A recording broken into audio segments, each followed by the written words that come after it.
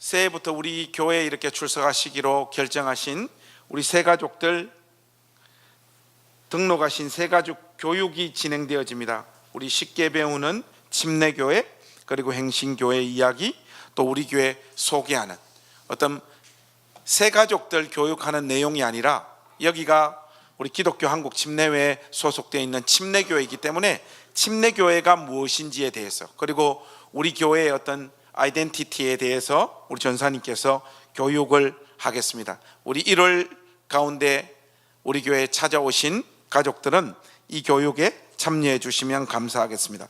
그 다음 이제 제일 중요한 광고인데요, 이 봉사자들이 좀 필요한데 설거지 봉사하는 사람들이 더 필요하다요. 그래서 여러분들, 우리 남자 집사님들 또 우리 청년들이 너무 설거지를 많이 한대요. 그래서 이 일에 참여해 줄 분들이 꼭 필요합니다. 1년에 한두 번씩만 해주시면 원활하게 잘 돌아갈 수 있다라고 이야기를 합니다. 그리고 교사 모집, 우리 중고등부, 주일학교, 또 영유아부 다 이렇게 필요합니다.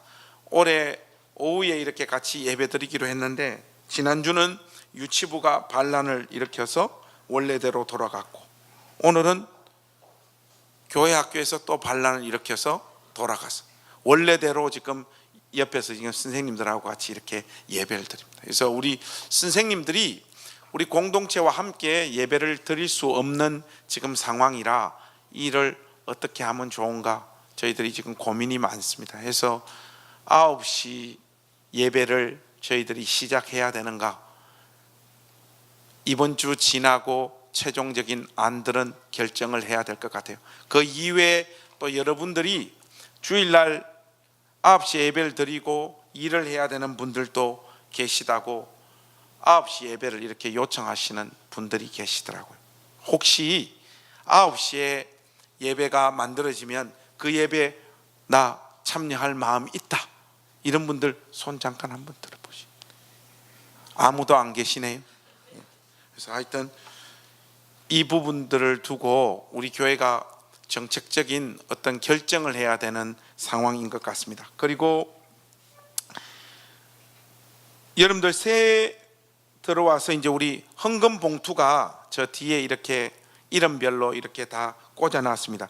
11조하고 주정 헌금을 각 사람 이름별로 이렇게 다 꽂아놨어요. 왜 그런가? 이 광고를 드리는 이유는 어떤 분들은 매주 새 봉투를 쓰시는 분들이 있습니다.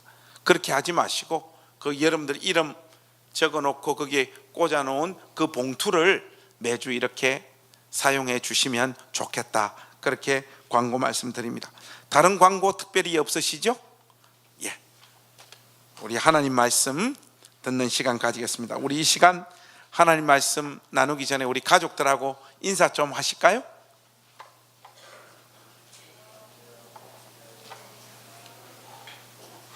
오늘 출장 또 많이 가시고 뭐 일 때문에 우리 가족들 이렇게 빠지신 분들이 많은 것 같은데, 어디에 있든지 하나님 은혜가 넘치는 복된 주일이 되었으면 좋겠습니다.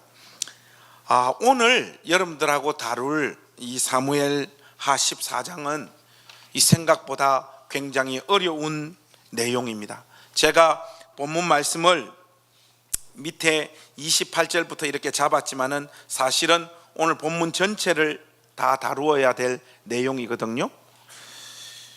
이 본문이 어려운 이유가 있습니다. 여러분들이 아마 댁에서 마음을 딱 잡아먹고 14장을 읽어 내려가시면 이거 도대체 무슨 이야기를 하고 있는 것인지, 또 여러분들이 마음을 어느 쪽으로 이렇게 결정을 하고 어떻게 본문을 이해해야 될지 굉장히 까다로운 내용입니다.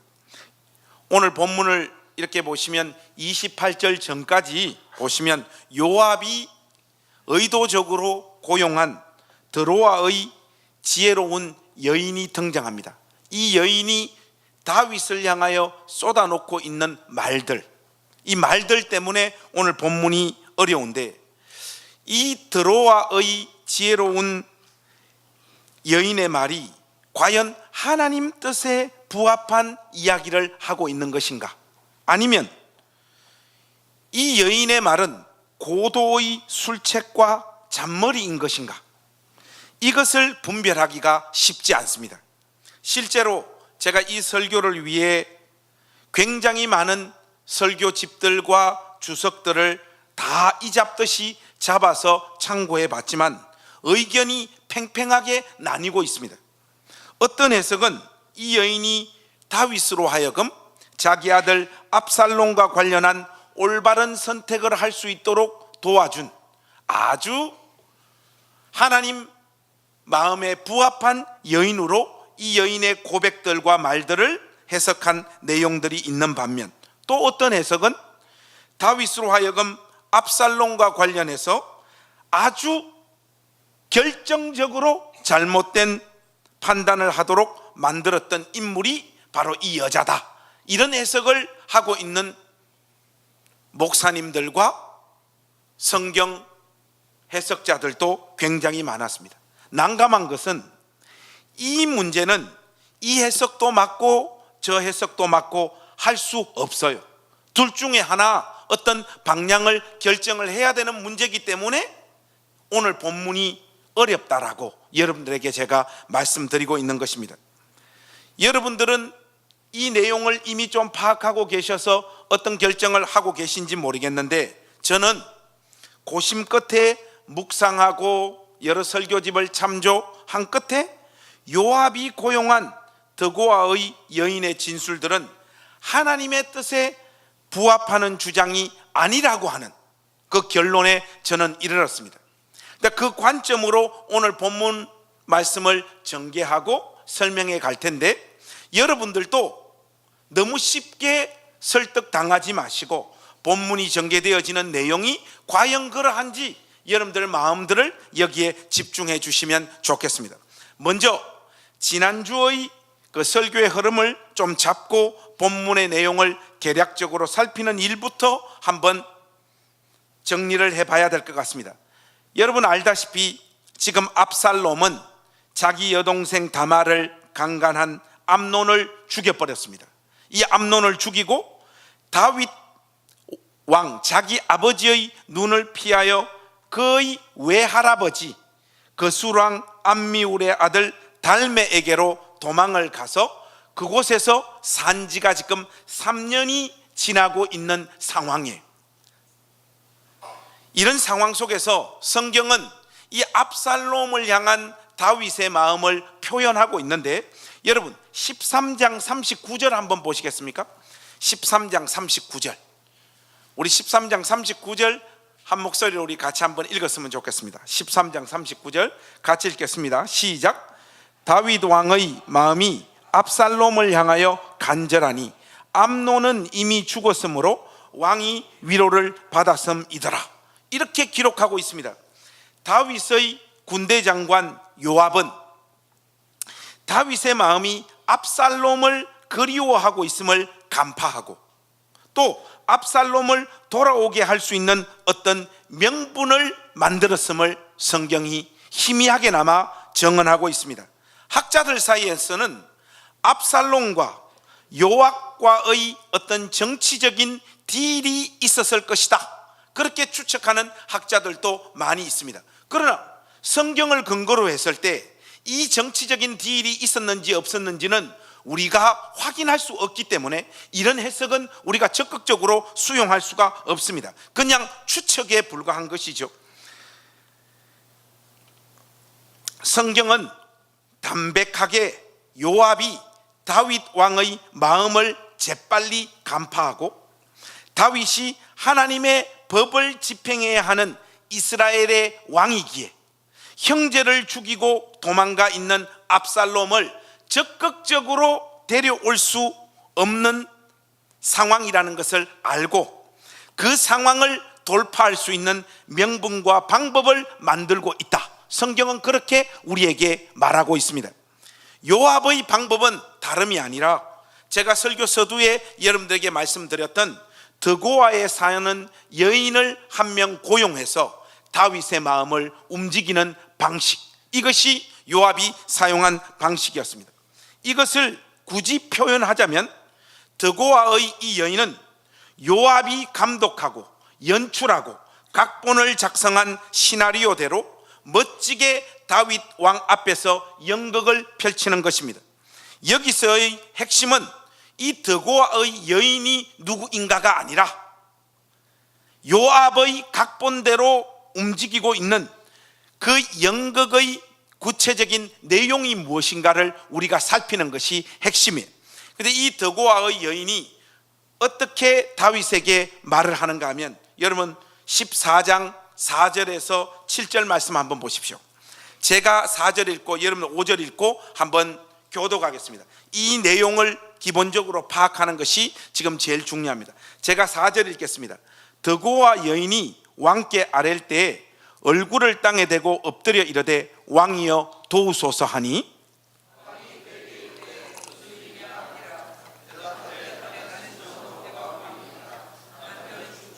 이 여종에게 아들 둘이 있더니 그들이 들에서 싸우나 그들을 말리는 사람이 아무도 없으므로 한 아이가 다른 아이를 쳐 죽인지라.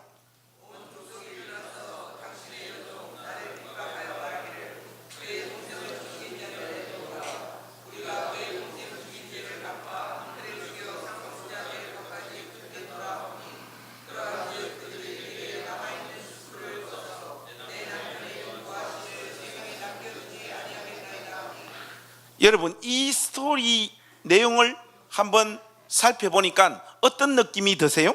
스토리가 약간 가인과 아벨 이야기의 느낌이 물씬 풍기죠. 핵심은 동생을 죽인 자기 큰아들의 목숨까지 날아가 버리면 이 여인의 가문을 이어가는 일이 중단된다는 것이에요. 다윗은 이 여인의 이야기에 설득당하고 어떤 조치를 취하려고 마음을 먹습니다. 바로 그 순간에 드고아의 이 여인은 다윗을 향하여 결정타를 날리고 있습니다. 그 내용이 12절에서 14절인데 이것은 제가 한번 읽겠습니다. 여러분 눈으로 한번 따라오십시오. 여인이 이르되 청하건대 당신의 여종을 용납하여 한 말씀을 내 주 왕께 여쭙게 하옵소서 하니, 그가 이르되 말하라 하니라. 여인이 이르되 그러면 어찌하여 왕께서 하나님의 백성에게 대하여 이 같은 생각을 하셨나이까? 이 말씀을 하심으로 왕께서 죄 있는 사람같이 되심은 그 내 쫓긴 자를 왕께서 집으로 돌아오게 하지 아니하심이니이다. 우리는 필경 죽으리니 땅에 쏟아진 물을 다시 담지 못함 같을 것이오나 하나님은 생명을 빼앗지 아니하시고 방책을 베푸사 내 쫓긴 자가 하나님께 버린 자가 되지 아니하게 하시나이다. 여러분 이 내용을 쭉 읽었을 때 이 내용이 지금 좀 잘 파악이 되십니까? 지금 이 드고아의 지혜로운 여인은 자기 아들들의 이야기를 통해서 다윗의 문제를 지적하는 방향으로 자기의 이야기를 급선회 시키고 있어요. 드고아의 여인의 말의 요지가 무엇입니까? 아들과 상속자의 문제는 중요하게 다루어야 할 문제인 것이 틀림없듯이, 하물며 다윗 왕의 아들인 압살롬을 언제까지 저 먼 곳에 추방 상태로 내버려 둘 것이냐는 것이, 한마디로 왜 왕께서 죄를 짓는 사람이 되셔서 아들을 집으로 돌아오지 못하게 하느냐고 왕을 책망하고 왕의 잘못을 지적하고 있는 것입니다. 여인 자신의 아들의 문제는 합리적인 결정을 내리시는 다윗 왕께서 왜 정작 자기 아들 압살롬의 문제와 관련해서는 합리적인 결정을 못 내리고 여전히 저 먼 곳에 3년이 넘는 세월 동안 그대로 내버려 두고 있느냐? 왜 똑같은 문제를 다른 잣대를 가지고 어떤 사람에게는 이렇게, 어떤 사람에게는 이런 잣대를 사용하고 계십니까? 하는 것이 드고아 여인의 진술의 내용입니다. 14절이 이 여자가 사용하는 논리의 정점이라고 할 수 있습니다. 이 내용은 쉽게 말해서 죽은 사람은 죽은 것이고 산 사람은 살아야 하지 않겠느냐는 내용이에요. 모든 인간이 죽듯이 암논은 이미 죽어버렸다.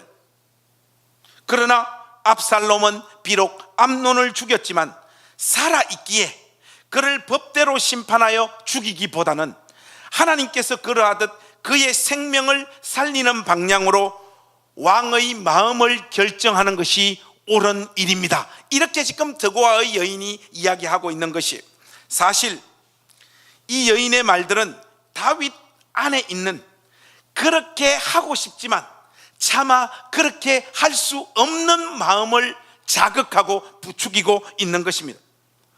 다윗 안에 있는 어떤 마음을 완전 꿰뚫어보고 그것을 용기 내어 실행할 수 있도록 마음을 부추기고 있는 것이죠. 아무리 둔한 사람이라고 하더라도 이 정도의 대화가 진행되면 당연히 이 일을 누군가 기획했을 것이다 라고 눈치를 챌 수밖에 없습니다. 19절에서 20절 말씀을 여러분 한번 보시겠습니까? 이 내용은 우리가 한 목소리로 한번 같이 읽어보시죠. 19절 20절 같이 한번 읽겠습니다. 시작. 왕이 이르되 이 모든 일에 요압이 너와 함께 하였느냐 하니 여인이 대답하여 이르되 내 주 왕의 살아계심을 두고 맹세하옵나니 내 주 왕의 말씀을 좌로나 우로나 옮길 자가 없으리이다. 왕의 종 요압이 내게 명령하였고 그가 이 모든 말을 왕의 여종의 입에 넣어 주셨사오니 이는 왕의 종 요압이 이 일의 형편을 바꾸려 하여 이렇게 함이니이다. 내 주 왕의 지혜는 하나님의 사자의 지혜 같아서 땅에 있는 일을 다 아시나이다 하니라. 왕이 요압에게 이르되 내가 이 일을 허락하였으니 가서 청년 압살롬을 데려오라 하니라. 결국 요압이 기획한 이 모든 일은 다윗의 마음을 설득하여 압살롬을 외할아버지 집에서 왕궁으로 데려오도록 결정하도록 만듭니다. 문제는 이런 결정을 한 다윗이 돌아온 압살롬에 대하여 애매한 태도를 취한다는 거예요.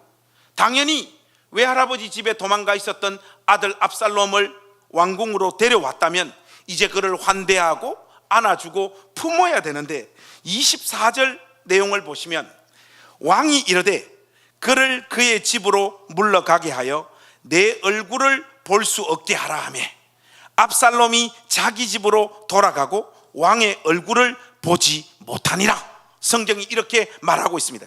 이것은 압살롬을 돌아오게 한 결정을 하고 나서도 다윗 여전히 그의 마음이 하나님의 공의와 자식을 향한 사랑 사이에서 갈등 상태에 있었음을 우리에게 보여주는 결정적인 장면이라고 할 수 있습니다. 다윗은 압살롬이 저지른 그 잔인무도한 죄도 무시할 수가 없고 동시에 자식에 대한 사랑과 연민도 불타오르는 이 마음도 어찌할 수 없는 그 상태에 지금 놓여 있는 것이죠. 자신이 알고 있는 하나님의 법과 무엇이 옳은 길이라는 분명한 인식과 자식의 문제라는 현실적인 이 상황 앞에서 다윗이 자기의 마음을 잡지 못하고 있는 상황을 우리에게 여실히 그려주고 있습니다. 특히 다른 자식들이 아니라 압살롬이라 다윗의 마음이 더 그랬을 것 같아요. 여러분, 오늘 이 사무엘하 14장의 내용은 요압이 고용한 드고아의 여인의 진술의 내용들로 전개되어지고 그것이 주 스토리인데 갑자기 25절에 와서 어떤 이야기가 등장하고 있는가 하면 압살롬의 외모, 그리고 이 압살롬의 외모에 대해서 사람들이 어떤 생각을 하고 있는지에 대해서 이야기가 샥 바뀌고 있는 것을 우리가 확인할 수 있는데, 여러분 25절과 26절 한번 보시겠습니까? 이 내용은 우리 한번 같이 읽었으면 좋겠는데 특별히 자매님들이 한번 읽었으면 좋겠습니다. 자매님들 25절 26절 우리 자매님들 준비되셨죠? 한 목소리로 한번 같이 읽겠습니다. 시작.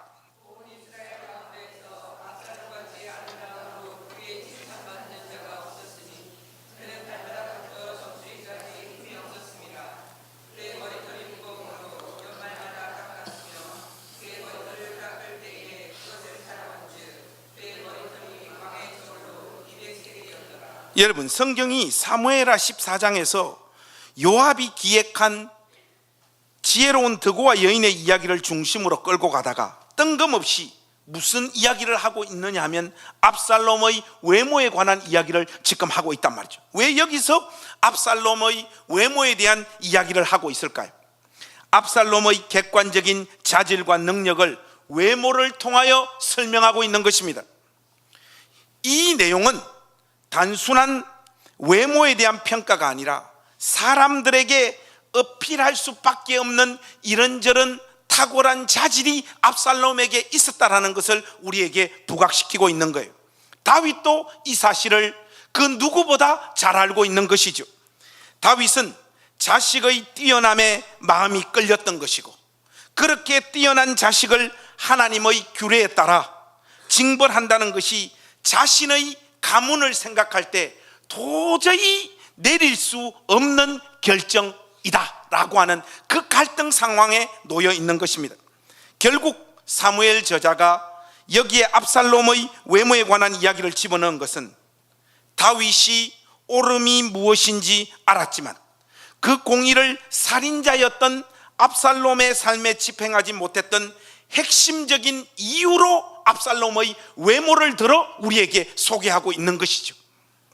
자, 이제 우리가 처음 제기했던 드고와 여인의 이야기는 과연 다윗을 바른 자리로 인도하고 있는 것인가, 아니면 잘못된 길로 인도하고 있는 것인가를 결정해야 될 시간입니다.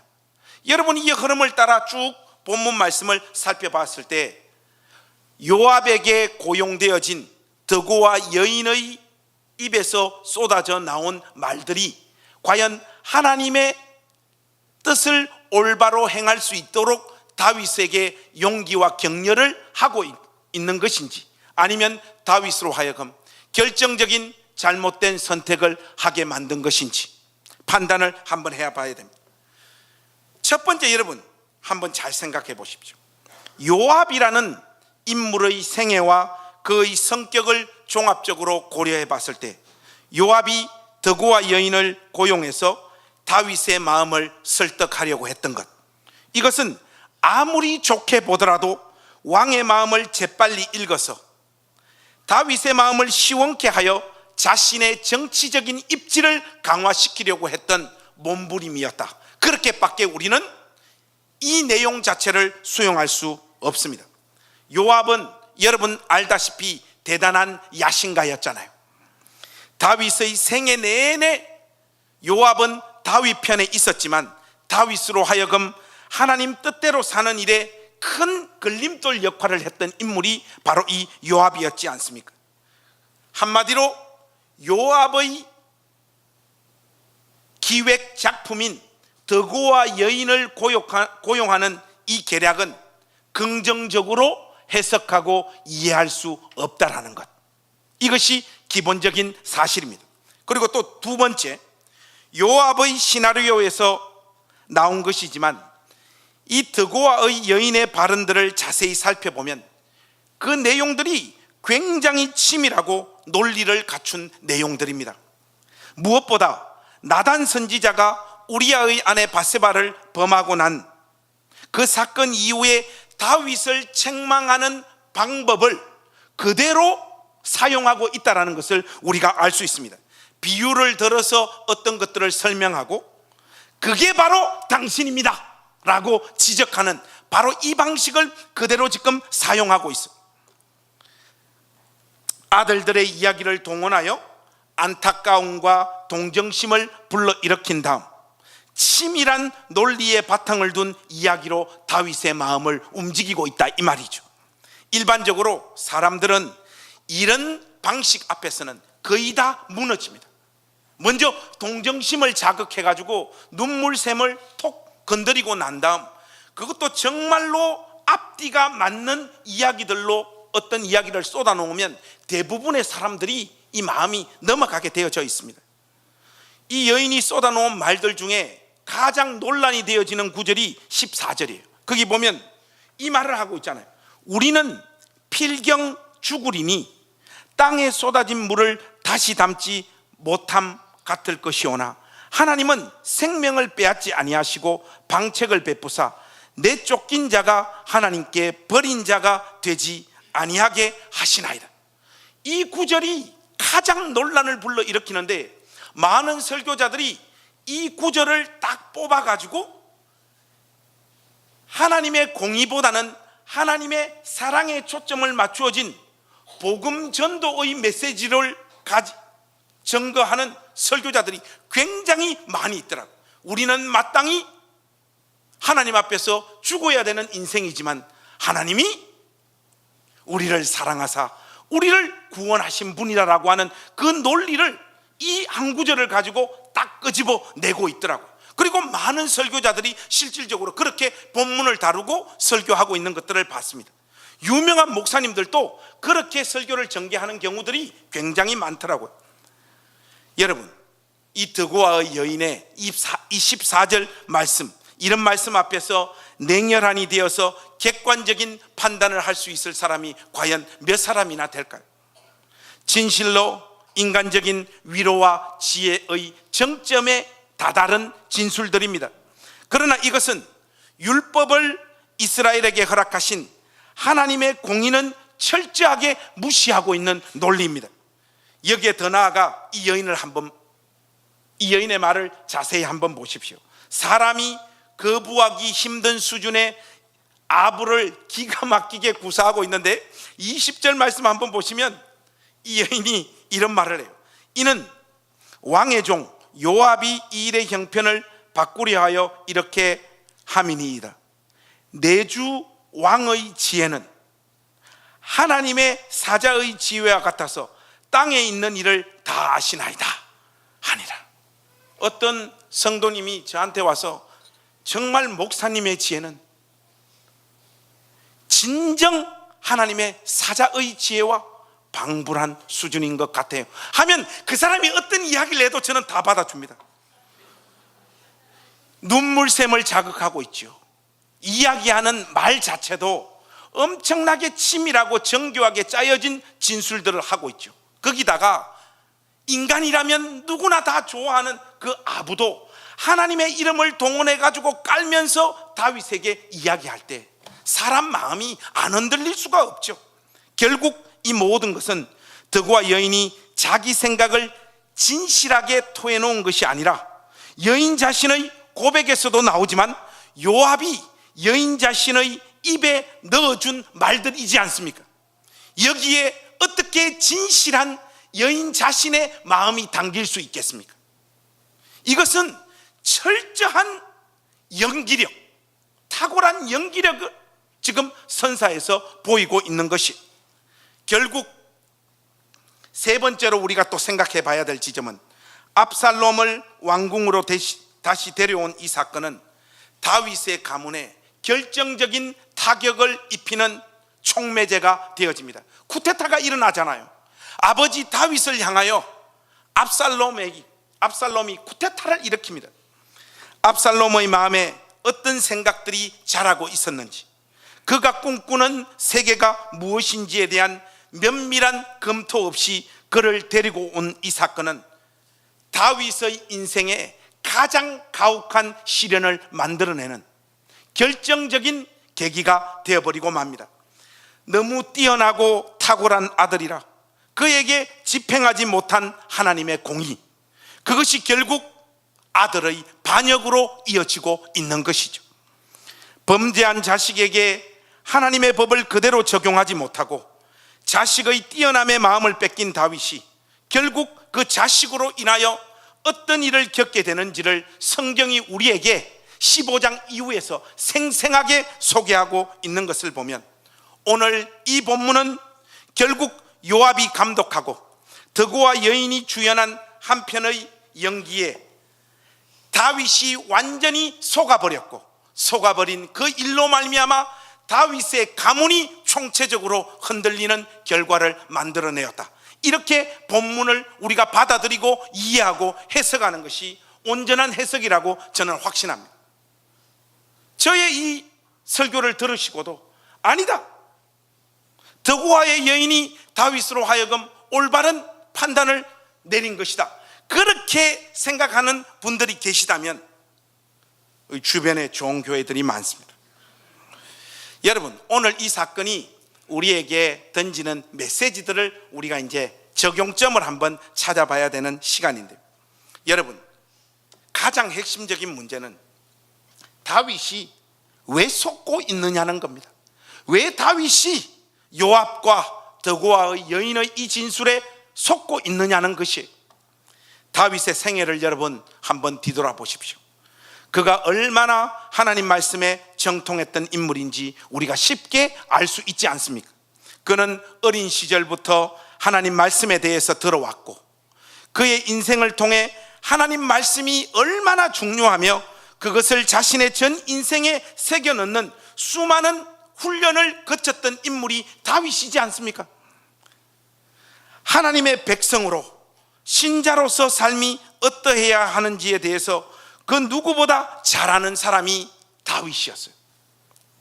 오늘 본문이 우리에게 보여주는 다윗의 가장 큰 어리석음은 그가 하나님의 법을 잘 몰라서 이런 선택을 한 것이 아니라 알면서도 아는 길로 가지 않은 다윗의 모습을 지적하고 있는 것입니다. 우리가 다윗을 향하여 별로 화가 나지 않습니다. 왜 그런가 하면 다윗의 바로 이 모습이 저와 여러분의 모습이기 때문에 그래요.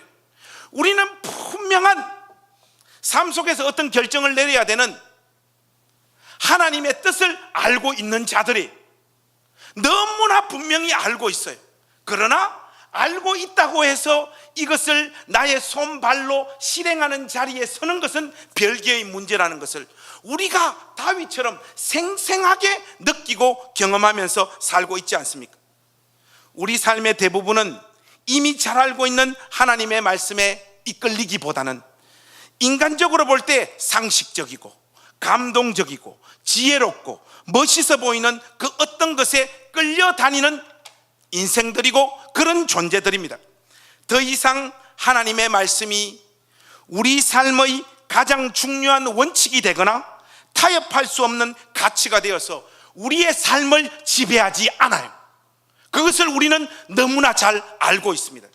특히 자신이 사랑하는 대상이나 이루고 싶은 어떤 일과 관련해서 우리는 하나님께서 정해놓으신 원칙을 지키기보다는 자기 생각을 지지하는 다른 편의, 다른 설명의 하나님의 말씀은 없는가 부지런히 성경을 살펴보는 일에 혈안이 되어져 있는 자들입니다. 어떤 식으로든 자신의 결정과 선택에 정당성을 부여하고 싶어하는 자들이 바로 우리입니다. 근데 신자의 자기 양심에서는 알아요. 이 결정이 하나님께서 기뻐하시지 않는 것이라는 것을. 이런 식의 모습들이 우리의 신앙세계에 난무하고 있죠. 그러나 결국 이런 식의 습관과 삶의 선택들이 신자의 삶을 조금씩 무너뜨리고 어느 순간에 되면 교회를 다니고 예수를 믿고 있다라고 하는 것이 지극히 상식적이고 날카로운 판단력을 가지고 있는 믿지 않는 사람들의 삶보다 훨씬 더 못하는 삶의 결과를 만드는 이런 자리로 우리의 삶을 내몰아버립니다. 결국은 너무나 선명하게 잘 알고 있는 하나님의 뜻을 우리의 마음이 적극적으로 순종하고 싶은 마음이 없는 것, 이것이 저와 여러분들이 가지고 있는 가장 큰 문제입니다. 여러분 혹시 이 다큐멘터리 영화인데 물숨이라고 하는 다큐멘터리 영화 보셨습니까?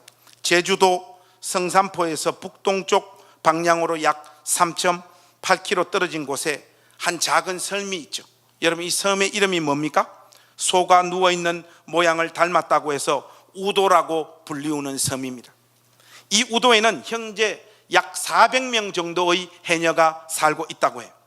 제주 출신의 영화 감독인 고이영 감독이 7년 동안 우도의 해녀들과 함께 지내면서 7년 동안 만든 다큐멘터리 영화가 이 물숨이에요. 처음에는 이 해녀들이 영화 촬영에 응해주지 않으니까 이 사람들 설득한다고 굉장히 시간이 많이 걸렸대요. 결국은 이 사람이 제주 출신이고 또 해녀들에게 쏟아놓는 마음의 그 진심을 이 사람들이 받아들이고 영화 촬영에 결국은 응해줬다고 합니다. 이 영화 제목은 아까도 말씀드렸지만 물숨이에요. 물숨, Breathing Underwater. 인상적인 내용은 해녀들의 세계에 계급이 있다는 거예요. 계급. 해녀 사회는 우리가 이렇게 보면 잘 알 수 없는 엄격한 위계 질서가 쫙 성립되어져 있는 조직이래요. 제일 높은 계급은 상군이라고. 상군. 가장 깊은 바다까지 들어가 작업을 하는 사람들. 이 사람들은 보통 15에서 20m까지 아래까지 내려가서 작업을 한다고 합니다. 그리고 그 다음이 중군, 한 7m에서 8m까지 내려가서 작업을 하는 중군들. 그리고 맨 마지막 하군들은 해녀들 사이에서 똥군이라고 이야기를 한다고 하는데 약 2m 정도의 바다까지만 내려가서 작업을 한대요.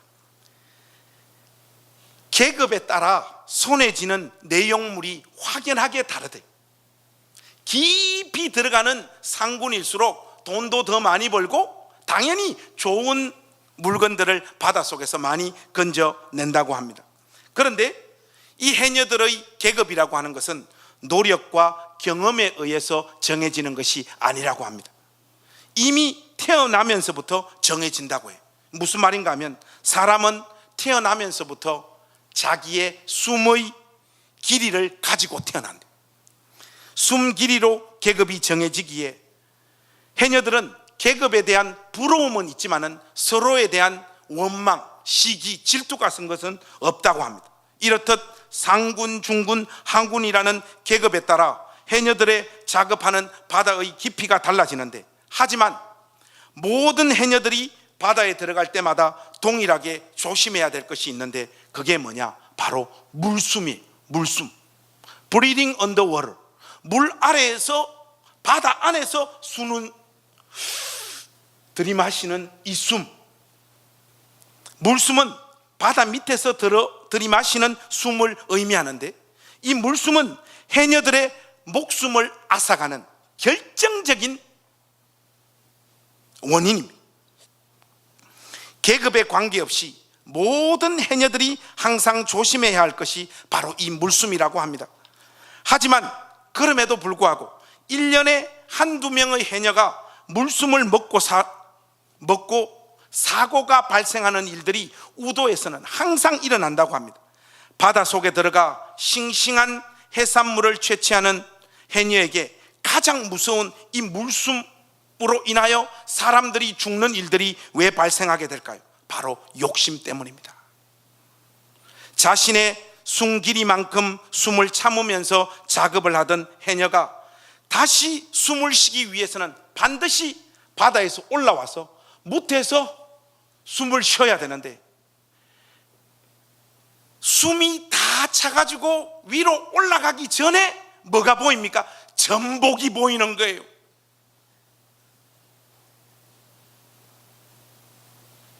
(30cm만) 더 내려가면 손에 쥐을 수 있는 전복이 그때 보이기 때문에 그때 욕심을 내어서 자기 숨이 끊어진 상황에서 바다 안에서 숨을 쉬어버린다. 바로 이 일로 말미암아 해녀들이 매년 사고로 몇 사람씩 죽어나간다는 것이, 물숨이 위험하다는 것을 이 사람들이 몰라서 그런 사고를 당하는 것이 아닙니다. 알면서도 자기 욕심을 이기지 못하는 거예요. 바로 이게 여러분 인간입니다. 우리가 하나님의 말씀과 하나님의 뜻을 모르는 것이 아니에요. 옆에 너무나도 매혹적인 압살롬이 있는 거예요. 우리 인생에 하나님의 분명하고 선명하신 뜻을 우리가 이미 알고 훈련받았고 듣고 또 들었는데 압살롬이 딱 나타나는 거예요. 우리 인생의 압살롬, 차마 포기할 수 없는 압살롬이 등장하는 거예요. 그때 하나님께서 우리에게 정해주신 그 원칙을 놓아버리고 압살롬을 붙잡는 한 번, 두 번, 세 번, 네 번의 습관들이 우리를 영적으로 비참한 예수 믿는 인간들로 몰아가게 만드는 것입니다. 이 해녀들이 이런 말을 해요. 바다는 무서운 곳이지만 욕심을 버리면 친정 엄마처럼 다 내어주는 곳이다. 이런 말을 해요. 오늘 우리들도 영적인 이 물숨을 하나님 앞에서 조심해야 될 줄로 믿습니다. 우리가 하나님의 법을 모르는 것이 아니잖아요. 다 압니다. 그런데 자기 욕심, 자기 미련, 자신의 가치, 자신의 경험, 자신의 압살롬 때문에 하나님의 법을 지키지 못하는 거예요. 아니요, 안 지키는 것입니다. 그래서 성경이 실질적으로 이런 말씀을 하잖아요. 오직 각 사람이 시험을 받는 것은 자기 욕심에 끌려 미혹됨이니 욕심이 잉태한 즉 죄를 낳고 죄가 장성한 즉 사망을 낳느니라. 우리의 이 마음을 가장 잘 대변하고 있는 하나님의 말씀이 어디에 있을까? 우리의 이 갈등 상황을 묘사하고 있는 그 말씀은 로마서 7장에 있는 것 같아요. 여러분 그쪽으로 한번 넘어가서 오늘 설교의 결론을 좀 한번 맺어볼까 합니다. 로마서 7장 21절 이하로 한번 넘어가 보겠습니다. 21절에서 24절입니다. 로마서 7장 21절에서 24절. 여러분 이 말씀은 다윗이 하나님의 공의와 압살롬 앞에서 갈등하고 있는 그 마음의 상태, 그리고 우리 역시 하나님의 말씀과 하나님 뜻대로 살고 싶은 분명한 소원들이 있지만 그렇게 되어지지 않는 우리의 마음의 상태를 너무나 잘 묘사하고 있는 말씀인 것 같아요. 21절에서 24절까지 여러분들 우리 한 목소리로 한번 같이 읽겠습니다. 시작. 그러므로 내가 한 법을 깨달았노니 원하는 나에게 악이 함께 있는 것이로다. 내 속사람으로는 하나님의 법을 즐거워하되 내 지체 속에서 한 다른 법이 내 마음의 법과 싸워 내 지체 속에 있는 죄의 법으로 나를 사로잡는 것을 보는도다. 오라 나는 공고한 사람이로다. 이 사망의 몸에서 누가 나를 건져내랴? 예수. 좋습니다. 여러분 신학자들 사이에서 이 로마서 7장에 나오는 이 나에 대한 정체성에 관한 논쟁들이 아주 치열합니다. 쉽게 말해서 여기 지금 등장하고 있는 이 나는 누구냐는 거예요. 목사님 나가 나지 누굽니까? 이렇게 하면 여러분들은 너무 무식한 거예요. 신학자들이 그렇게 치열한 논쟁을 펼치는 나름의 이유가 있지 않겠습니까? 여기서 말하는 이 나는 예수 믿지 않는 불신자라고 주장하는 학자들이 있습니다. 그리고 또 한 부류는 율법으로 하나님의 말씀을 이루어 보려고 몸부림치는 유대인들, 즉 사도 바울 자기 자신의 자전적 고백이라는 거예요. 그가 예수님을 인격적으로 만나기 전에 유대교에 심취했을 때 그 유대교의 종교 시스템 안에서 하나님 말씀을 지키려고 몸부림치다가 실패한 그 자기의 모습을 고백하는 것이다라고 하는 주장이 있고, 저의 선생님이 이 두 번째 주장을 하시더라고요. 백석대 우리 선생님이. 제가 그 선생님을 별로 안 좋아합니다. 세 번째는 이거는 너무나 분명한 신자의 보편적인 경험이다 라고 주장하는 사람들이 있습니다. 여러분 만약에 1번과 2번의 주장대로 하자면 저와 여러분들은 소망 없는 인생들이에요. 이거는 너무나 분명하게 예수를 멀쩡히 잘 믿고 있는 신자들의 보편적인 경험입니다. 믿음으로 의롭게 된 그리스도인으로서 우리는 명목상으로는 분명히 죄에 대해 이미 죽었고 죄에 대해서 해방된 자들인 줄로 믿습니다. 이거 왜 자신 있게 아멘을 못하는 이유가 도대체 뭡니까 여러분? 이 중요한 시점에 제가 다시 한번 말씀드리겠습니다. 믿음으로 의롭게 된 그리스도인으로서 우리는 명목상으로는 분명히 죄에 대해서 이미 죽었고 죄에서 해방된 자들인 줄로 믿습니다. 그러나 신자들은 여전히 죄와 싸우는 갈등 속에서 오라 나는 공고한 사람이로다 탄식할 수밖에 없는 불완전한 자들인 것이, 그러나 그들은 이미 그리스도 예수 안에서 승리한 것을 알고 하나님의 법과 뜻을 알고 있으면서도 하나님의 법을 행하는데 또 실패하더라도 결코 그것으로 말미암아 정죄받지 않을 것을 이미 알고 있는 자들인 줄로 믿습니다. 그들의 연약함 속에서도 하나님의 은혜를 알기 때문에 그들은 우리 주 예수 그리스도로 말미암아 하나님께 감사하는 자들입니다. 그러나 이 사실을 분명히 하십시오. 이 본문에서 사도 바울은 그리스도인들에게 실패의 삶은 신자에게 당연한 것이다라고 강조하고 주장하거나 실패하는 삶에 충분한 변명거리를 할 수 있는 구실을 제공하고 있는 말씀이 아니라는 것이에요. 아직 연약한 모습, 죄의 영향에서 완전히 벗어나지 못한 이 땅의 그리스도인들의 삶을 솔직하게 표현하고 갈등하지만 사도 바울은 하나님의 은혜의 감사하며 성령을 통해 몸의 행실을 죽이며 살 것을 우리 모두에게 촉구하고 있는 말씀인 줄로 믿습니다. 하나님의 법대로 살지 못하는 자신의 모습을 보고 인간은 그럴 수밖에 없어, 인간은 그런 존재야라고 하면서 그러한 죄와 그러한 삶을 향하여 계속해서 정당성을 부여하는 사람들은 예수 그리스도 안에서 참으로 거듭난 참된 신자가 아닙니다. 자신의 연약함을 인정하며 내적 갈등을 인식하는 그리스도인은 예수 안에 있는 결코 정죄함이 없다라고 하는 말씀을 통하여 위로를 받음과 동시에 넘어지고 또 넘어지지만은 다시는 그렇게 살지 않으려고 성령의 능력을 의지하는 자들인 줄로 믿습니다. 무엇보다도 주님께서 기뻐하시지 않는 몸의 행실을 죽이며 하나님께서 우리를 부르시는 그 성화의 영광된 자리로 가기 위하여 분투하는 자들인 줄로 믿습니다. 결론의 말씀을 맺겠습니다. 여러분, 다윗이 하나님의 법과 아들 압살롬 앞에서 요압이 기획한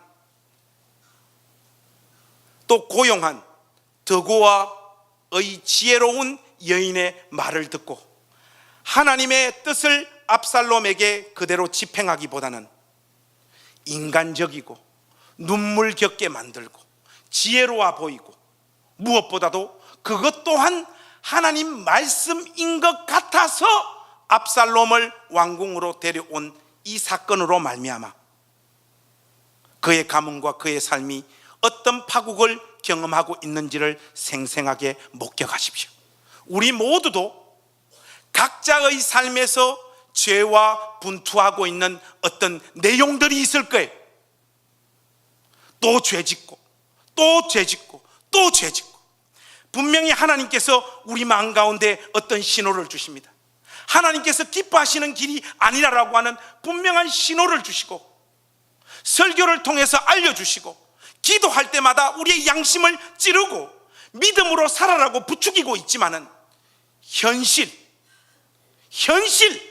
내가 몸담고 있는 이 현실을 강조하면서 내가 이 짓을 저지르더라도 그리스도 예수 안에서 정죄함을 받지 않을 것이다 라고 하는 그 참된 하나님의 말씀을 붙잡고 또 죄를 짓는 근거로 그 말씀을 삼아버리는 자리에 우리가 서 있지는 않는지 이 복된 주일 우리의 삶과 양심과 신앙을 돌아봐야 될 줄로 믿습니다. 부디 다윗이 내렸던 그 판단의 자리로 가지 마시고 하나님께서 여러분들에게 분명하고 선명하게 알려주신 하나님 말씀을 현실이라고 하는 이 고통스러운 걸림돌에도 불구하고 하나님의 법과 하나님의 말씀을 붙잡는 복된 믿음의 사람들이 되어주시기를 우리 구주 예수 그리스도의 이름으로 권합니다. 기도하겠습니다.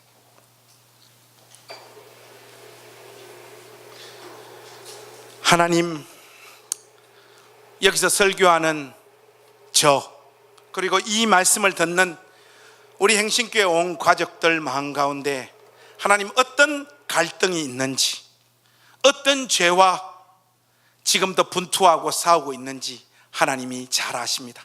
하나님, 저희들 하나님의 말씀대로 사는 것이 너무너무 고통스러운 결과와 현실을 만들어낸다 할지라도 그 길 갈 수 있도록 믿음을 더하여 주시옵소서. 무너지고 또 무너지고 죄짓고 또 죄짓는 그 삶을 향하여 뻔뻔하게 그리스도 예수 안에 있는 자에게는 결코 정죄함이 없다라고 하는 말들을 쏟아놓으며 또 죄를 짓는 어리석은 자 되지 않게 하시고 결단하며 하나님 앞에서 거룩하게 살기 위하여 몸부림치는 우리 모두가 되게 하여 주시옵소서. 예수님의 이름으로 기도하옵나이다. 아멘. 자리에서 일어나